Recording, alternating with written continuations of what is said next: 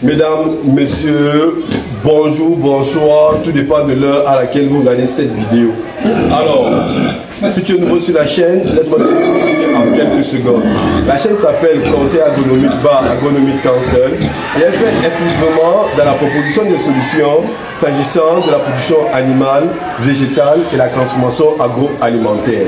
Alors, si tu as des questions ayant trait aux différentes spéculations que je viens d'évoquer, n'hésite pas à me le faire savoir en commentaire et je me ferai un plaisir de t'y répondre. Avec les différentes suggestions qui ont été proposées à la chaîne, il y a une qui a eu à retenir notre attention qui est l'élevage porcin. L'élevage porcin est une spéculation assez importante qui ancre ici dans un sillage qui nécessite une attention assez particulière. Et uniquement pour vous, nous allons nous attarder sur un élément assez important qui est l'alimentation.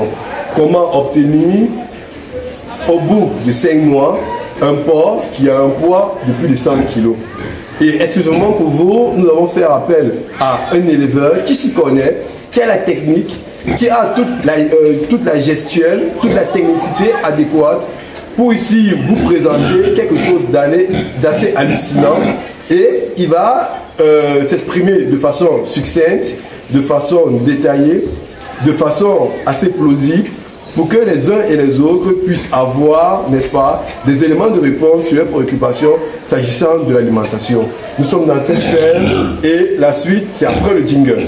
Comme je vous ai dit en entame de mes propos, je suis avec un expert, je vais le laisser le soin de se présenter et avec lui, nous aurons des éléments de réponse pour avoir un résultat assez important au bout de 5 mois.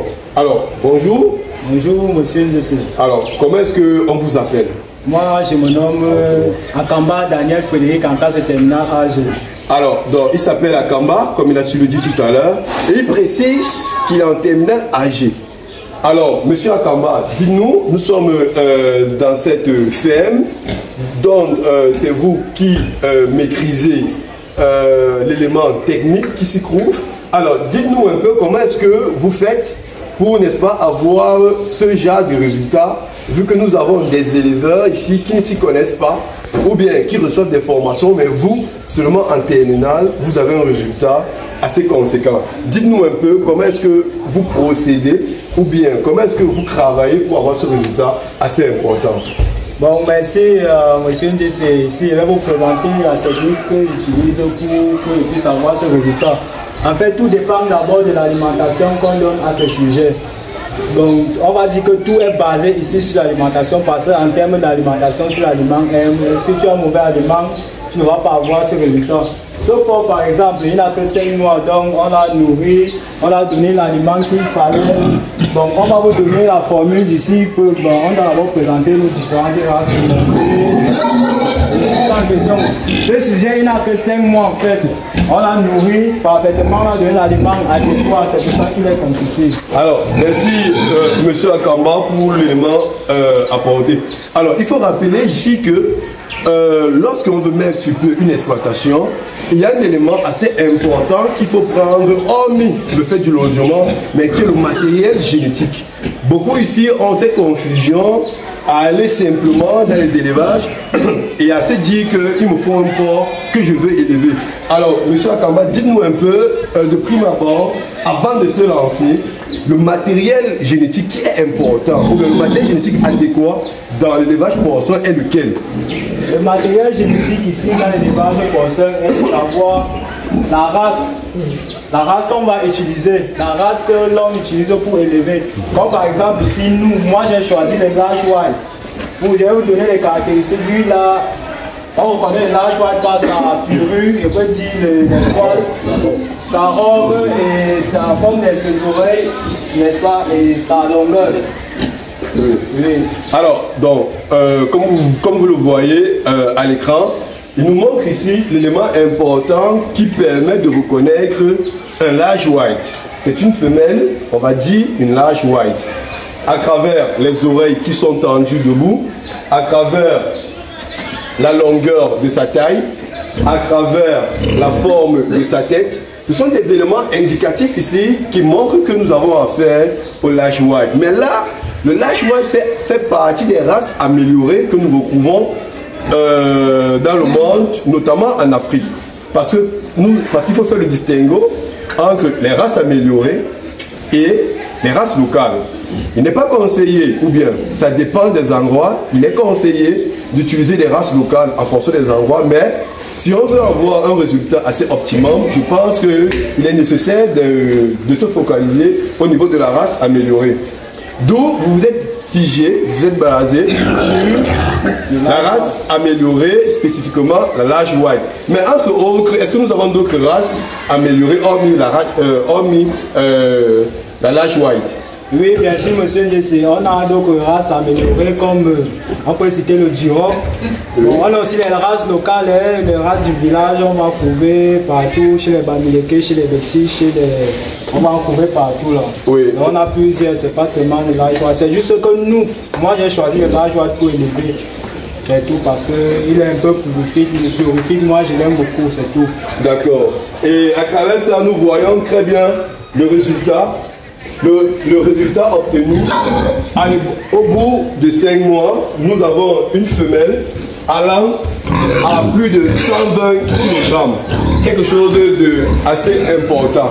Alors, après avoir parlé du matériel génétique qui est assez important, nous entrons pleinement dans l'alimentation ici qui va nous donner, n'est-ce pas, les différents ingrédients nécessaires qui vont nous permettre ici de formuler un aliment complet de qualité.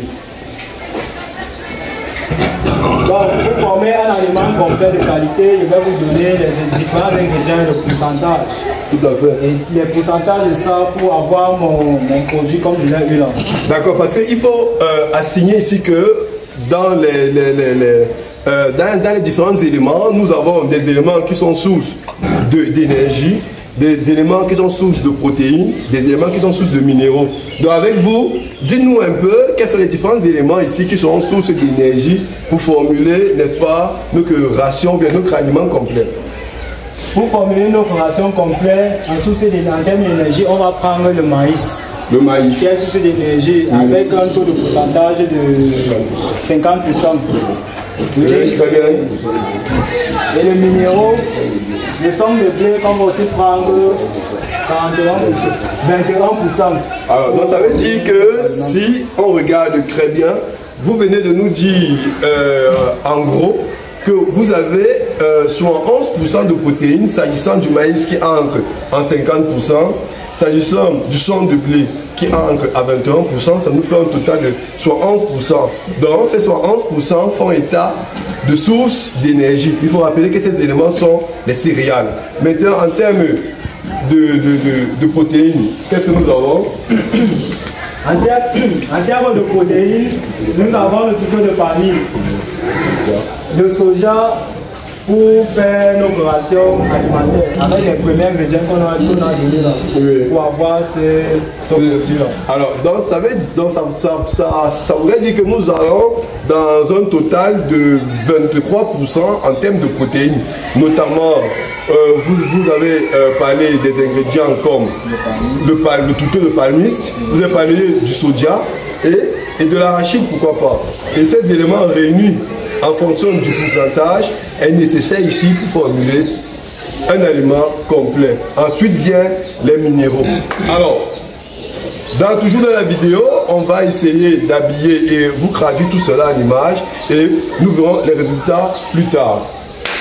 Merci Monsieur Akamba Daniel pour les différents éléments apportés. Je pense que les uns et les autres aujourd'hui ont, n'est-ce pas, quelque chose d'important qui va permettre ici de résoudre leurs problèmes en termes d'alimentation. Alors, Conseil agronomique ici vous remercie pour les différents éléments apportés et nous espérons que si nous avons d'autres thématiques qui ont trait à la production porcine, vous aurez l'amabilité de nous recevoir et, n'est-ce pas, répondre aux questions de nos abonnés. Alors, merci et on se prend à la prochaine.